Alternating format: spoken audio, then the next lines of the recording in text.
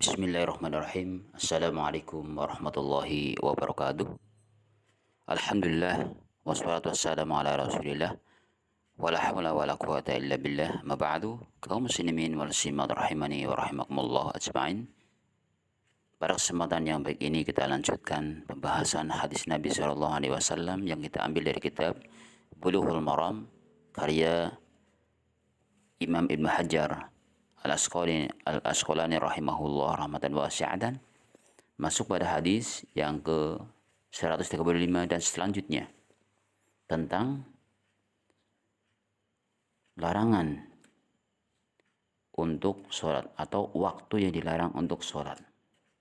Itu kapan saja waktu-waktu yang dilarang untuk sholat. Di antaranya adalah tidak boleh sholat setelah subuh dan juga setelah asar, kecuali sholat-sholat yang zawatul asbab, yang punya sebab.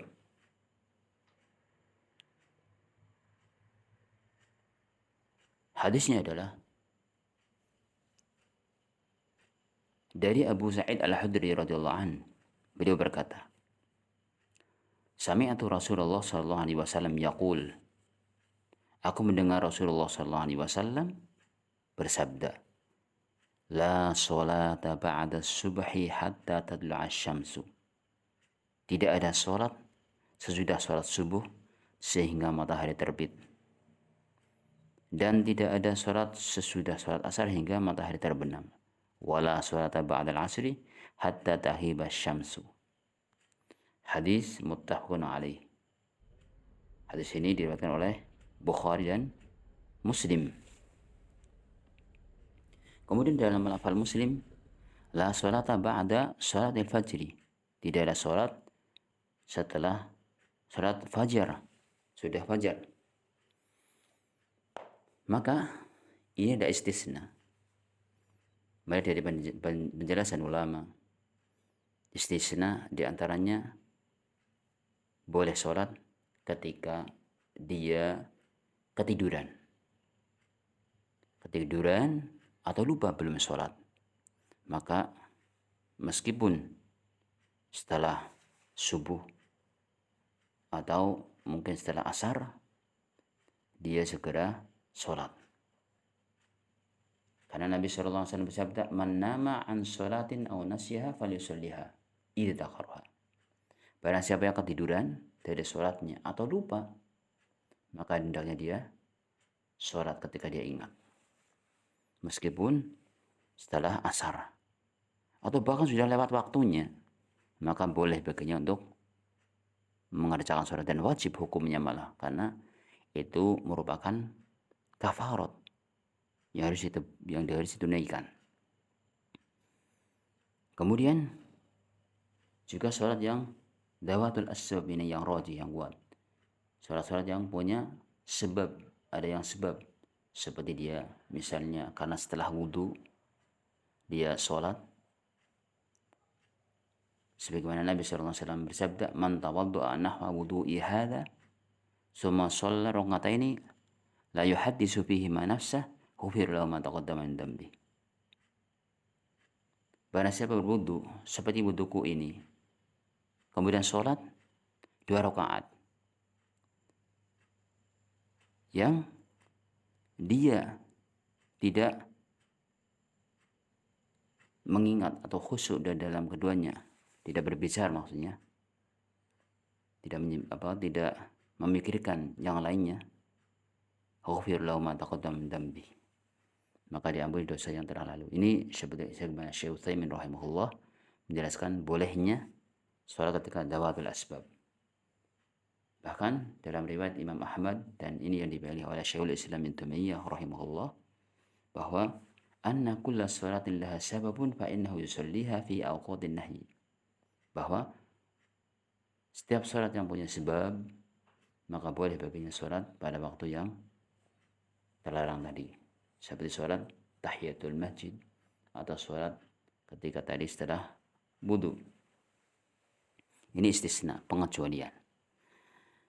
Kemudian berikutnya, hadis yang ke 136 tentang larangan waktu sholat. Dalam riwayat Muslim dari Uqbah bin Amir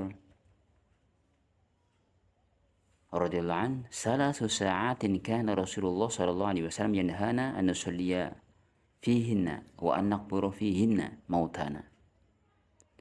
Ada 3 waktu yang mana Rasulullah sallallahu alaihi wasallam melarang kita untuk sholat pada waktu-waktu tersebut dan mengubur di waktu-waktu tersebut, mengubur mayit-mayit kita.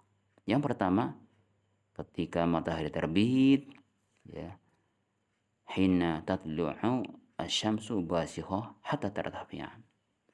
Ketika matahari terbit yang nampak sampai meninggi.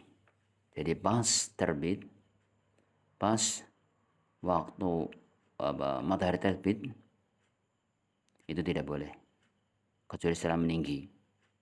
Kemudian wahina yaqumu qa'imu dhahirah, dan ketika matahari tegak lurus di atas kepala sehingga ia tergelincir. Jadi pas lurus nggak boleh. Termasuk ngubur jangan. Sholat jangan. Maka tunggu sampai tergelincir ke sebelah barat baru sholat atau dimakamkan. Wa hina tatayyafu asy-syamsu lil ghurub. Dan yang berikutnya ketika matahari hendak terbenam. Matahari hendak terbenam jangan. Ya lagi ya mulai terbenam jangan dulu. Jangan untuk sholat atau mengubur mayit-mayit kita. Berarti kalau mau setelah maghrib sekalian. Atau sebelumnya sekalian.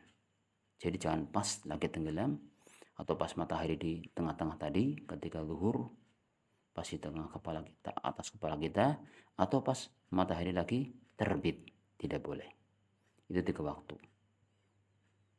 Kemudian ada pun riwayat illa yaumal jum'ah, kecuali hari Jumat. Ini riwayat yang lemah.